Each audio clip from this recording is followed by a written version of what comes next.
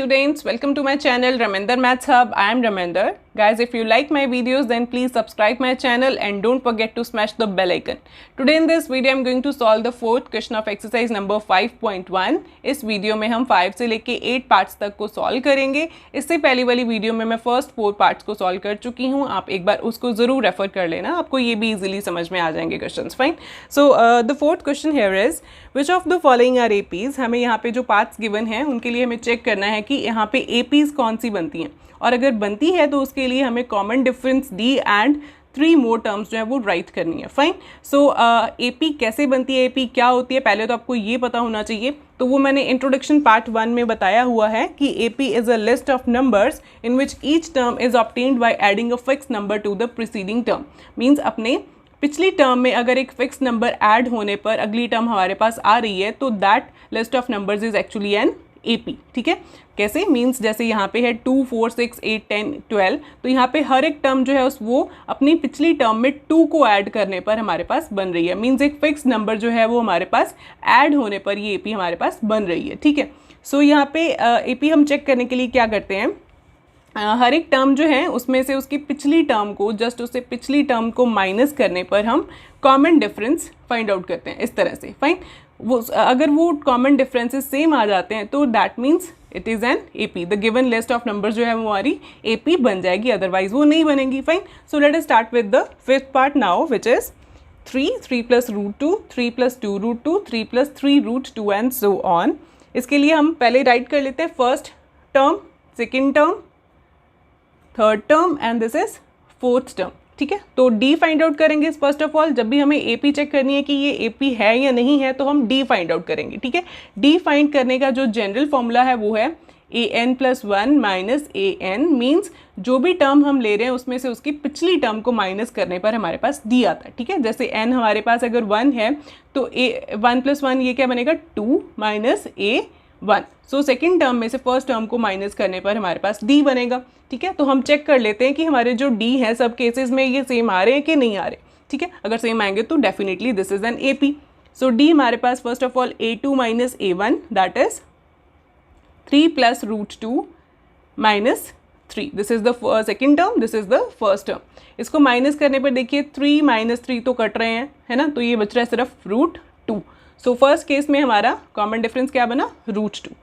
Second case में हम check करते हैं means third term minus second term करके. थर्ड टर्म क्या है हमारी 3 plus 2 root 2 and second term हमारी 3 प्लस रूट 2. फाइन. इसको हमने ब्रैकेट में इसलिए रखा क्योंकि बाहर माइनस है तो ये दो टर्म्स हैं, एक ही टर्म में दो नंबर्स हैं तो इसलिए हमने इनको ब्रैकेट्स में रखा. ठीक है. अब साइन चेंज होंगे क्योंकि यहाँ पे माइनस है तो ये बन जाएगा 3 plus 2 root 2 minus minus plus minus का 3 माइनस प्लस माइनस का रूट 2. फाइन. अब यहाँ पे 3 माइनस 3 तो फिर से कट रहे हैं तो ये क्या बच रहा है 2 रूट 2 माइनस रूट 2. रूट 2 वाला पार्ट कॉमन है दोनों में तो इसको रूट 2 को कॉमन कर लेते हैं. क्या बच रहा है हमारे पास यहाँ पे 2 और यहाँ पे माइनस 1 है ना. 1 बचा ना. Root 2 into 1 is root 2. तो जहाँ पे यहाँ पे बच्चे गलती कर देते हैं, यहाँ पे 0 लिख देते हैं कि कुछ नहीं बचा तो 0. नो, दिस इज अगर रूट 2 को 0 के साथ मल्टीप्लाई करेंगे तो ये तो 0 बन जाएगा, है ना. सो दिस इज 1 है. यहाँ पे कुछ नहीं बचेगा मीन्स 1 बचेगा कॉमन निकालने पर. फाइन. तो यहाँ पे बना 2 minus 1 is 1. So this is root 2. Root 2 into 1 क्या होता है, this is root 2. Fine. So यहाँ पे हमारे पास डी जो है वो फिर से रूट 2 बन गया.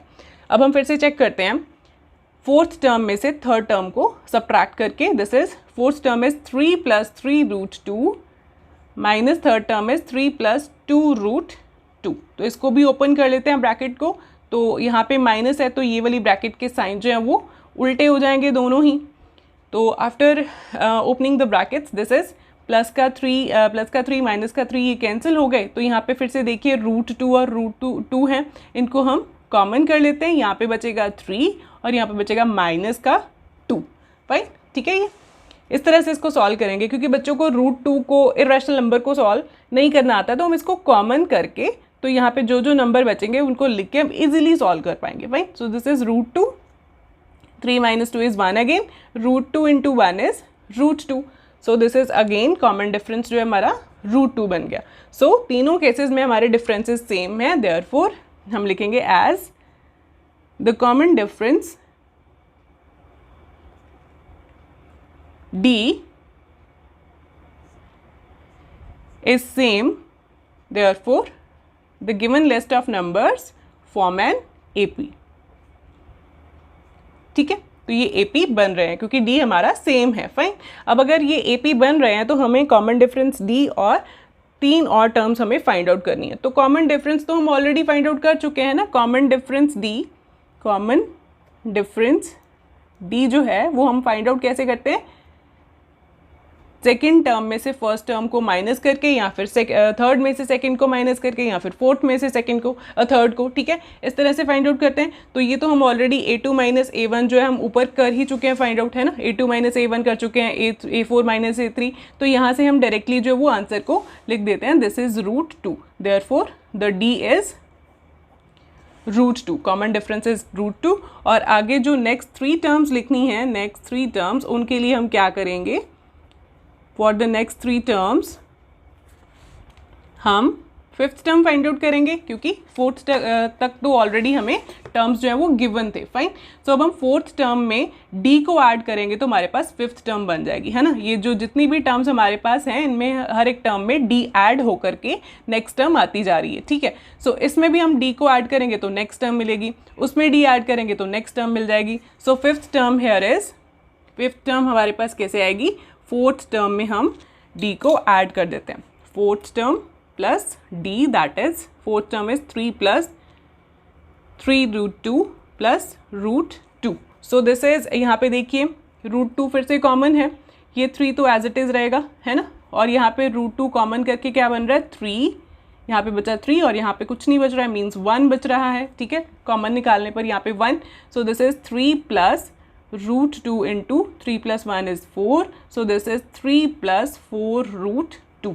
ठीक है, ये नंबर्स ऐड नहीं होंगे क्योंकि ये रैशनल नंबर है और ये इररेशनल नंबर है. फाइन. सो रैशनल और इररेशनल आपस में ऐड नहीं हो सकते, सब्ट्रैक्ट भी नहीं हो सकते. ठीक है. सो ये हमारा आंसर आ गया फिफ्थ टर्म का. फाइन. अब हम सिक्स टर्म भी ऐसे फाइंड आउट करेंगे.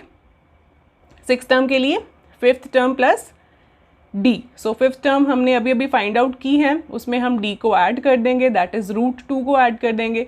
तो यहाँ पे फिर से देखिए √2 इन दोनों टर्म्स में से कॉमन है, तो 3 को हम ऐसे लिख देंगे और 4 √2 जो है वो कॉमन, और क्या बचा यहाँ पे 4 बचा और यहाँ पे प्लस 1 बच गया. सो this is 3 plus √2 into 4 plus 1 is 5. सो जो रैशनल पार्ट है वो पहले लिखा जाता है और बाद में इररेशनल. सो 5√2 मल्टीप्लिकेशन के केस में. ठीक है, जब भी ये मल्टीप्लाई होते हैं रैशनल इररेशनल तो रैशनल हम पहले लिखते हैं. ठीक है, यहाँ पे भी ऐसे ही था, गिवन जो नंबर्स थे उसमें भी ऐसे ही था. सो this is now the sixth term. अब हम एक और टर्म बची हमारी सेवंथ, वो भी हम फाइंड आउट कर लेते हैं. कैसे आएगी वो भी, A6 plus D, that is six term is 3 plus 5√2 plus D is √2. यहाँ पे भी देखिए 3 प्लस √2 कॉमन, तो यहाँ पे 5 प्लस 1 बच गया, तो ये बन गया हमारा 3 plus 5 plus 1 6, 3 plus 6√2. So the 3 हमारे पास जो टर्म्स हैं AP की, जो नेक्स्ट वाली थी वो हमारी क्या बन गई, 3 plus 4√2, 3 plus 5√2, 3 plus 6√2. These are the next 3 terms of the given AP. Are the next 3 terms of the AP. With this the fifth part is over now. अब हम अपना sixth part करेंगे. This is the sixth part, 0.2, 0.22, 0.222, 0.2222. So देखने से ये AP शायद बच्चों को फील हो, लेकिन एक्चुअली ये AP नहीं बनेगी. कैसे नहीं बनेगी देखिए, हम फिर से चेक करेंगे. This is the first term, second term, third term, fourth term mark करके, वैसे जैसे हम कॉमन डिफरेंस को फाइंड आउट करते हैं. Second term minus the first term, that is 0.22 minus 0.2. तो 0.22 में से अगर हम 0.2 को माइनस करते हैं तो ये देखिए क्या बन रहा है, यहाँ पे 2 के आगे कुछ नहीं है, तो डेसिमल को फिल करने के लिए यहाँ पे हम 0 लगा देते हैं. 2 माइनस 0 इज़ 2, 2 माइनस 2 इज़ 0. सो यहाँ पे बन गया हमारे पास 0.02 और बड़े के साथ प्लस का साइन है तो यहाँ पे भी प्लस का ही आएगा. ठीक है, नेक्स्ट D हम चेक कर लेते हैं. ये हमारा एक D बन गया जो A2 माइनस A1 करके आया. अब नेक्स्ट D हमारा कैसे आएगा, A3 minus A2, that is 0.222 minus 0.22. तो तो इनको माइनस करने पर देखिए क्या बन रहा है, यहाँ पे 2 माइनस 0, यहाँ पे कुछ नहीं था ना तो यहाँ पे 0 लगा दिया, तो 2 माइनस 0 इज़ 2 और यहाँ पे 2 माइनस 2 0, 2 माइनस 2 0 और यहाँ पे पॉइंट, ठीक है। तो 0.002 बन गया और साथ में बड़े का साइन दैट इज़ प्लस का साइन, ठीक है। तो यहाँ पे डी हमारा क्या बन रहा है 0.002। तो ये दोनों मैच हुए आपस में। फर्स्ट केस में ही दोनों केसेस में ही हमारा डी जो है वो मैच ही नहीं हुआ, तो हम थर्ड केस को सॉल्व नहीं भी करेंगे, ठीक है। अगर आप करना चाहते हैं तो एक बार और इसको सॉल्व कर लेते हैं। Fourth term minus third term करके that is 0.2222 minus 0.2222 is equal to ये हमारा आएगा 0.0002। फाइन। तो यहाँ पे भी देखिए तीनों केसेस में हमारे यहाँ पे 0.02 है, यहाँ पे 002 है, यहाँ पे 0002 है, तो कॉमन डिफरेंस हमारा सेम नहीं बना। So this is definitely not an AP as the common difference is not same as the common difference D is not same, therefore the given list of numbers does not form an AP. List of numbers do not form an AP. Fine, ये AP हमारे पास नहीं बना। Fine, अब हम करते हैं अपना seventh part which is 0, -4, -8, -12 and so on. So सबसे पहले हम इनको मार्क कर देते हैं टर्म्स को। This is first term, second term, third term and fourth term. तो वैसे जैसे हमने बाकी पार्ट्स में किया, AP को चेक करने के लिए क्या करते हैं, A2 माइनस A1 करते हैं, फिर A3 माइनस A2 करते हैं, वो सब हम फाइंड आउट कर लेंगे। सो A2 here is -4 and A1 is 0, -4 minus 0 is -4, ठीक है। तो फर्स्ट केस में हमारा D कितना आ रहा है, -4। अब सेकेंड केस में चेक कर लेते हैं, A3 minus A2 that is -8 minus second term is -4। सो यहाँ पे पहले इसको सॉल्व कर लेते हैं। -8 माइनस माइनस लाइक साइंस क्या होते हैं, मल्टीप्लाई होके plus. So this is -8 + 4 that is minus plus is minus. तो इस केस में हमारा D कितना बन रहा है, 8 - 4 4 और साथ में बड़े का साइन -4, तो फिर से -4 बन गया, ठीक है। अब हम थर्ड केस में भी चेक कर लेते हैं, दिस इज -4, ठीक है। अब हम थर्ड केस में चेक कर लेते हैं, fourth term minus third term that is -12 minus -8 is equal to -12 minus minus फिर से +8। तो प्लस माइनस माइनस 12 - 8 कितना बना, 4 बन गया और साथ में बड़े का साइन दैट इज 12 का साइन माइनस, ठीक है। तो यहाँ पे हमारा D जो है वो फिर से -4 बन गया। सेम आ गए तीनों D हमारे, देयरफॉर हम लिखेंगे as the same as the common difference D is same, therefore the given list of numbers forms an AP. Fine, बस form an AP। तो अगर AP बनती है तो हमें कॉमन डिफरेंस और नेक्स्ट जो 3 टर्म्स हैं वो फाइंड आउट करने हैं। तो कॉमन डिफरेंस तो हमारा क्लियर कट हमें नज़र आ रहा है, हमने ऊपर यही फाइंड आउट किया था। कॉमन डिफरेंस D इज -4, ठीक है।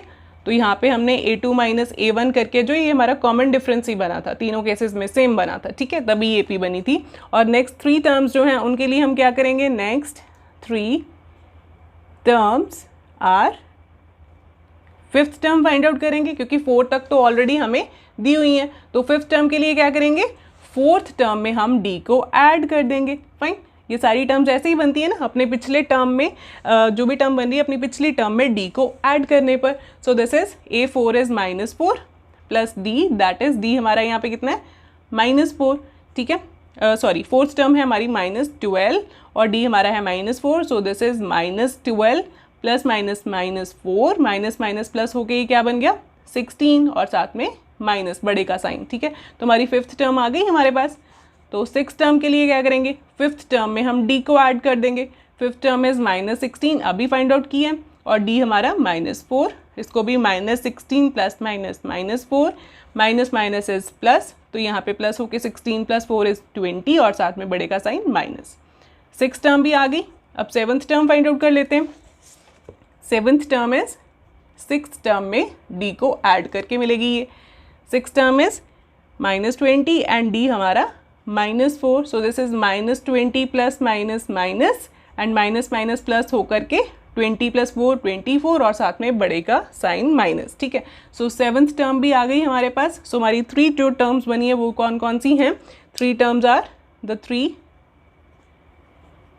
Terms, the next 3 terms are -16, -20 and -24। Fine, अब हम करते हैं अपना 8th पार्ट। 8th पार्ट है हमारा -1/2, -1/2, -1/2 एंड -1/2 एंड सो ऑन। इसके लिए देखिए, this is the first term, second term, third term and fourth term. हम डी फाइंड आउट करें फर्स्ट ऑफ ऑल, जैसे हमने यूजुअली बाकी क्वेश्चंस में भी किया। सेकेंड टर्म, पहले हम फॉर्मूला लिख देते हैं, second term minus first term, that is -1/2 minus first term is again -1/2, so this is -1/2 minus minus plus का 1/2, तो ये तो कैंसिल होके 0 हो गया। फाइन, 0 आ गया फर्स्ट केस में जो हमारा डी है, ठीक है। अब हम सेकेंड केस भी फाइंड आउट कर लेते हैं, that is D is equal to A3 minus A2, that is -1/2 minus -1/2, ठीक है, ऐसे ही आएगा। तो this is -1/2 minus minus plus का 1/2, यहाँ पे भी कैंसिल होके ये आंसर आ गया 0। सो सेकेंड केस में भी हमारा डी 0 आ गया, मतलब ये जो है मैच कर गया ना, ठीक है। अब हम डी फाइंड आउट कर लेते हैं थर्ड केस में भी, मीन्स A4 माइनस A3 करके, -1/2 minus -1/2, that is -1/2 minus minus plus का 1/2, दैट इज फिर से ये कैंसिल होके 0 बन रहा है। तो तीनों केसेस में हमारा डिफरेंस जो है वो सेम आ रहा है, 0 आ रहा है, ठीक है। हमने पढ़ा भी था इंट्रोडक्शन पार्ट में कि डी हमारा पॉजिटिव, नेगेटिव और 0 भी हो सकता है। फाइन, सो इस केस में हमारा जो कॉमन डिफरेंस है वो 0 आ रहा है। Therefore the common difference is same, that is 0, therefore the given list of numbers form an AP,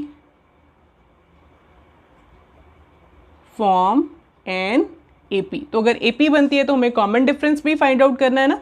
हमें पूछा हुआ है क्वेश्चन में कि अगर ये AP बनती है तो इसका कॉमन डिफरेंस भी फाइंड आउट करो और अगली नेक्स्ट 3 टर्म्स भी लिखो। तो कॉमन डिफरेंस जो हमारा D है वो तो हम ऑलरेडी फाइंड आउट कर चुके हैं, A2 माइनस A1 करके, दैट इज 0 आ रहा था, ठीक है, 0 आ रहा था ना। सो दिस इज कॉमन डिफरेंस जो है हमारा D जो है वो 0 है, ठीक है। नेक्स्ट 3 टर्म्स अगर हमने लिखनी है तो वो कैसे लिखेंगे? नेक्स्ट